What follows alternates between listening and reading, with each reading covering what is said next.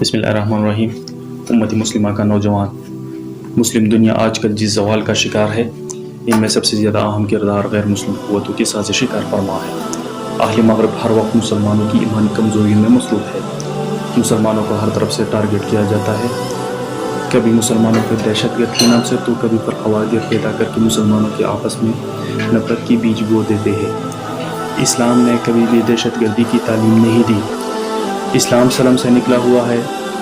سلم کی معنی ہے امن، یعنی اسلام امن کا دین ہے، نہ کہ دہشت گردی کا۔ نئے اسلام فرقوں کا نام ہے۔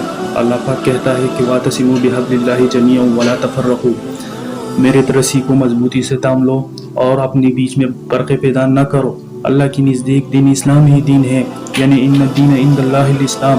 بعض ملکوں میں مسلمان اقلیت کی صورت میں کتنی سختیاں برداشت کرتے ہیں، اس کی جسم کی اعضاء کاٹ اور جلا دیتے ہیں، عورتوں کی عزت محفوظ نہیں ہے، بچی شہید کی جاتی ہے، بعض مسلمانوں کی لاشوں کی بے حرمتیاں کی جاتی ہے۔ لیکن میرے دین نے تو مجھے یہاں تک بتا دیا ہے کہ جس نے ایک انسان کی زندگی بچائی گویا اس نے پوری انسانیت کی جان بچائی، اور جس نے ناحق پر کسی ایک کا قتل کیا گویا اس نے پوری انسانیت کا قتل کیا۔ اگر ہماری تربیت یہ ہے تو پھر ہم دہشت گرد سے ہی، لیکن آج ہم بذات خود اسلام سے اتنی دور اور بیزار ہو چکے ہیں کہ غیروں نے شاید ہمیں بچوں کا ایک کھلونا سمجھ کر ہم پر طرح طرح کی کھیل کھیل لیتے ہیں۔ آج ہم نے اپنے نوجوانوں کو دیکھ کر تو مکمل طور پر غیروں کی ذہنی غلام ہی نظر آتے ہیں۔ آج کی نوجوان انہی سے متاثر ہو کر اپنے آپ سے دینی غیرت کا جنازہ نکال لیتے ہیں۔ اگر دیکھا جائے تو بے حیائی میں ہمارے نوجوانوں نے غیروں پر شاید بازی لے گیا ہو۔ پچھلے دنوں سوشل میڈیا پر تیونس کے سابق صدر زین العابدین بن علی کی بیٹی نسرین بن علی پر نظر لگی تو ہکا بکا رہ گیا، کسی بھی زاویے پر مسلمان نہیں لگتی۔ ساتھ جب اس کے شوہر پر نظر لگا تو وہ بھی کسی غیر مسلم سے کم نہیں لگتا۔ یہ حال مسلمان حکمرانوں کے بچوں کا ہے۔ ہمارے مسلمان حکمران ایسے بچے پیدا کر دیتے ہیں۔ حیرت میں نے اس وقت محسوس کر دیا جب تیونس کی موجودہ صدر نے وومن ڈے پر ایک اعلان کیا اور کہا کہ اب مسلمان عورتیں غیر مسلم مردوں سے شادی کر سکتی ہے۔ اسلام ہمیں ان چیزوں کی اجازت دے دیتی ہے۔ اسلام تو ہمیں صرف ایک ہی چیز کی اجازت دے دیتی ہے، مسلمان عورتوں کے ایک ہی چیز کی اجازت دے دیتی ہے کہ اگر آپ مسلمان ہیں تو مسلمان مرد سے آپ کی شادی ہو سکتی ہے، غیر مسلم مرد سے کسی بھی صورت آپ کی شادی اور نکاح نہیں ہو سکتی ہے۔ اے امت مسلمہ، ابھی آپ کے بچوں پر غیروں نے ایک ٹیسٹ شروع کیا ہوا ہے۔ LGBT کے نام سے ایک تحریک شروع کی ہوئی ہے، لیسبین، گے، بے سیکچول، ٹرانسجنڈر، یعنی سیم سیکس میرج۔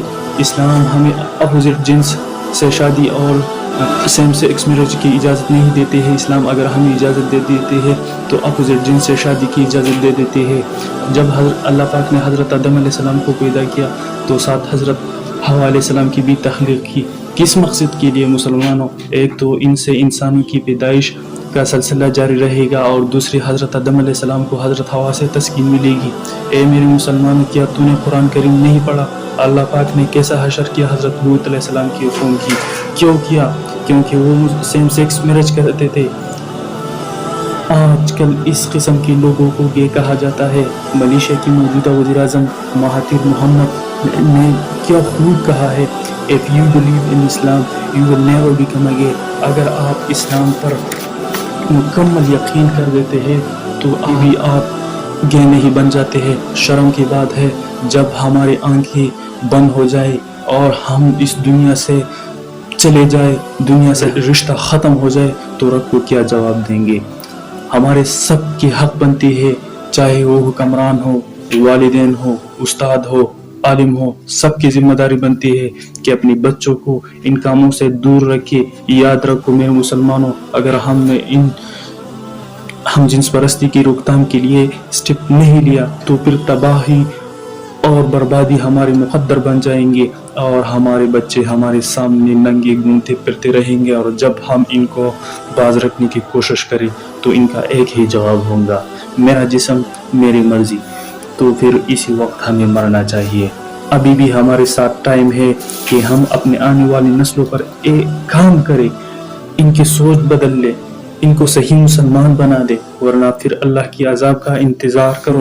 سورۃ انفال کی آیات ہے وَاتَّقُوا فِتْنَةً لَا تُصِيبَنَّ الَّذِينَ ظَلَمُوا مِنْكُمْ خَاصَّةً، اور وہ جو اس فتنے سے جس کی شامت مخصوص طور پر صرف انہی لوگوں تک محدود نہ رہے گا جنہوں نے تم میں سے گناہ کیا ہو۔ اللہ کی عذاب جب انسانوں کے اوپر آتی ہے تو ان میں کوئی خاص بندہ ٹارگٹ نہیں ہوتا ہے۔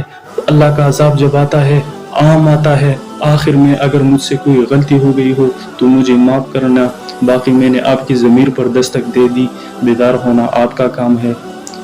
اسلام زندہ باد، پاکستان پائندہ باد۔